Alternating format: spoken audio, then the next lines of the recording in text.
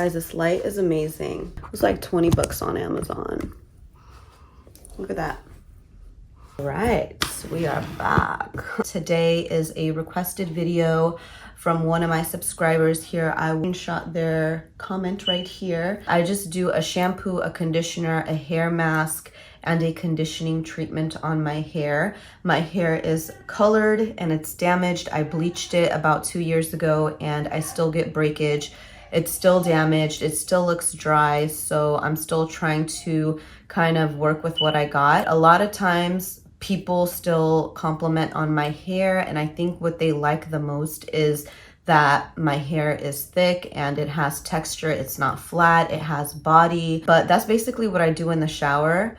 And then after I get out of the shower, I put on some hair growth serum. I put on the hair growth serum on my scalp, and then I do a leave-in conditioning treatment, heat protectant on the rest of my hair, and then I do a keratin spray on my hair, and then I also do a BioSilk shiny serum as well, and then I just blow it dry. Sometimes I air dry it, sometimes I blow dry it. I want to go ahead and touch base on how you can thicken your hair if you have hair fall, how you can grow your hair if you have trouble getting length, you know? So this is what I want to focus the video on, because I know that a lot of people struggle in this area, and a lot of people ask me questions in this area as well. So I'm gonna go ahead and briefly go over a few things, and I have this in my notes,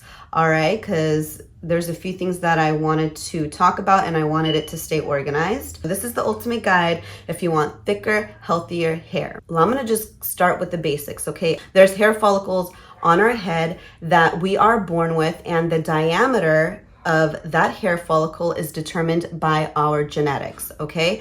And the diameter is like how big or small that hole is that that strand of hair comes out of.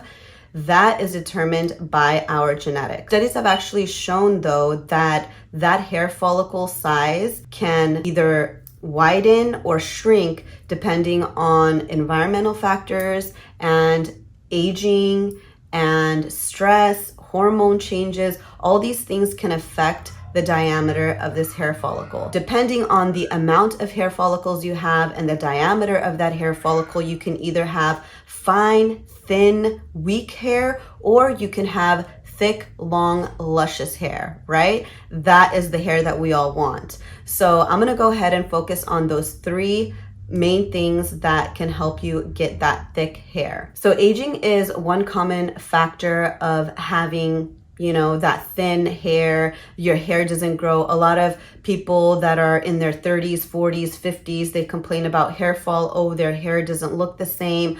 Well, it's because as you age, your hormones fluctuate. A lot of that estrogen and testosterone, all that stuff is fluctuating. So that affects your hair follicle. Also, there's reduced blood flow that deprives your hair follicle of certain nutrients that the hair actually needs for it to grow. And also, as we are living a longer life, our hair and our hair follicles are exposed longer to oxidative stress, to free radicals, which can damage and weaken the hair follicle over time, so that hair follicle can die off. Environmental factors are also another cause of your hair follicle to be big or small, weak or strong, because there's stress, there's diet, and exposure to harsh chemicals, which can all affect the health of that hair follicle. So what can we do to prolong the life of that hair follicle and expand that diameter as much as possible? You want to make sure you're stimulating that hair follicle. That's why it's really nice to do scalp treatments. I actually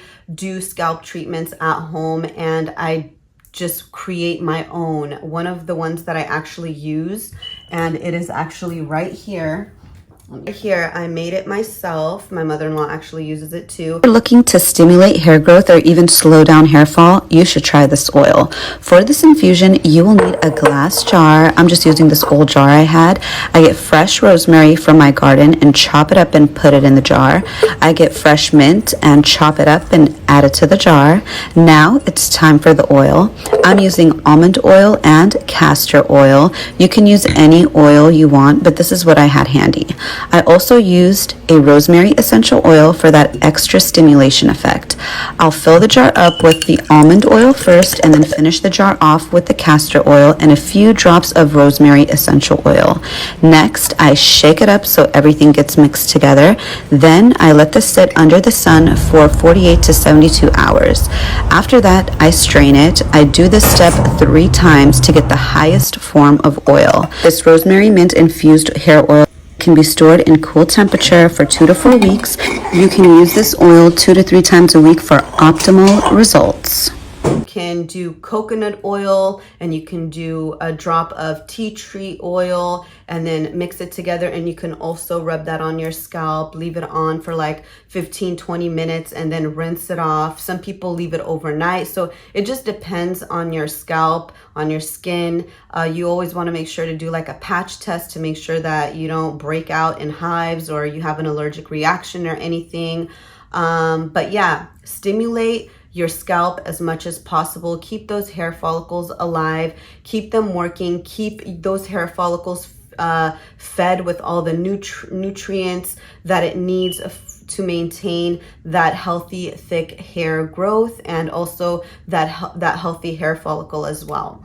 So that's one of the things that I recommend you guys do is scalp treatments. That is like the one thing you should do even when you're in your 20s. Do it. Keep those hair follicles healthy, keep them alive. Another thing that helps stimulate or help to keep those hair follicles super healthy is to make sure that you're eating the right foods and you are basically on a good diet. You want to make sure that you're eating your greens.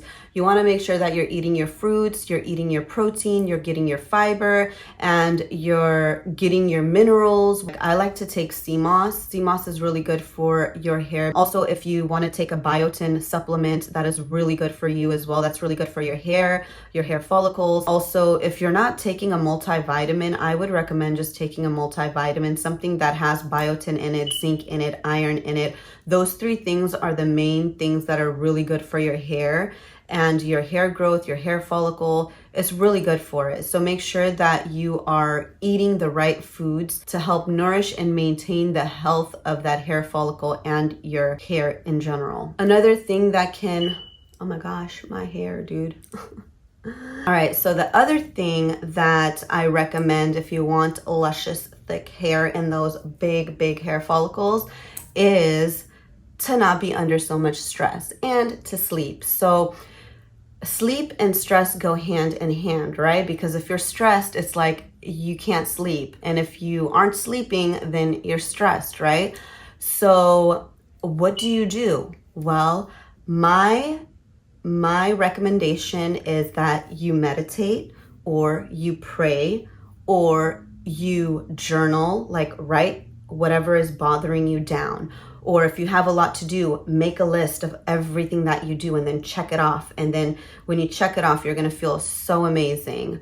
So you got to make sure that you're not stressing and you're getting enough sleep, because if you're not sleeping, you know, your cortisol is going to be up there and you can't focus. Your whole day is going to be off. You know, it affects your mood. It'll end up affecting your hormones, and then your hair is going to either start falling out or your hair follicles are going to shrink in diameter. You know, everything works together. Okay. So you can't just take a supplement and be like, it's going to grow my hair. You can't just go to sleep and wake up and not be stressed and stuff and be like, oh, I'm going to have great hair. Everything works together. Maybe if you're young right now, you aren't sleeping right, you're not eating right, and you're like, yeah, I have nice hair. And well, as you age, if you don't take precaution and if you don't do these things, you're going to end up with maybe thinner hair. Okay, another thing that I want to talk about. Oh my god, what is sweaty? Where is that fan? Dude, I'm hot. I'm just talking. I'm not even doing anything. I'm just talking here. It's these brains. There's these brain cells at work. It's getting me a little hot. Also keep that in mind. Good things take time.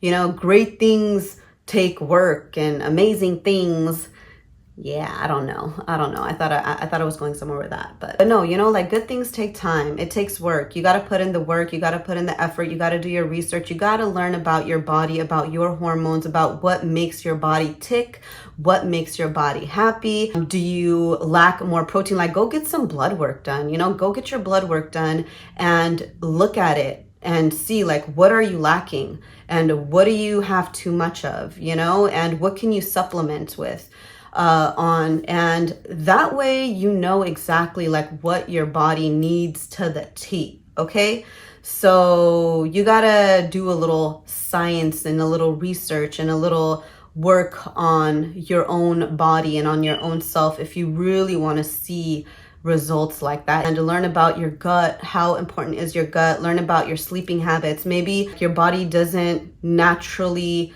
go to sleep at a certain time and you don't get that 8 hours in, you know. Maybe you don't even need 8 hours of sleep. Maybe you're fine with just 6 hours. Everyone's different. Some people just aren't people who could have breakfast in the morning. Other people are. So all these things actually can impact like your body, your health, and like when you know these things about yourself, just appreciate it. Like you're unique, you're different, and appreciate that about yourself and love all those little things about you, because that's what makes you you. And when you actually learn to appreciate these things about yourself, it becomes easier to make healthier choices and like make certain decisions based on your own needs instead of what everyone else is telling you to do or what everyone else is doing. And then you just stop even caring about what other people are doing, and you're like, hey, I like this because it makes me feel good and I have a better day and my mood is better and I'm sleeping better. I feel like I'm satiated, and you know, everything just ends up working out better that way. So I know this is supposed to be a hair video. I don't know how I got into all of this, but then again, hair health ties into your overall health. So if your hair looks good, then you look good, right? And if you're looking good, then you're feeling good on the inside as well. So that basically wraps up this video. I hope you guys found it helpful. I hope you guys got some answers. And if you guys have any recommendations or if I missed anything, let me know in the comments below or just message me. I love to hear from you guys. I love to learn about these things as well, and I'm always learning. I hope you guys enjoyed watching this video and found it helpful, and until next time, bye.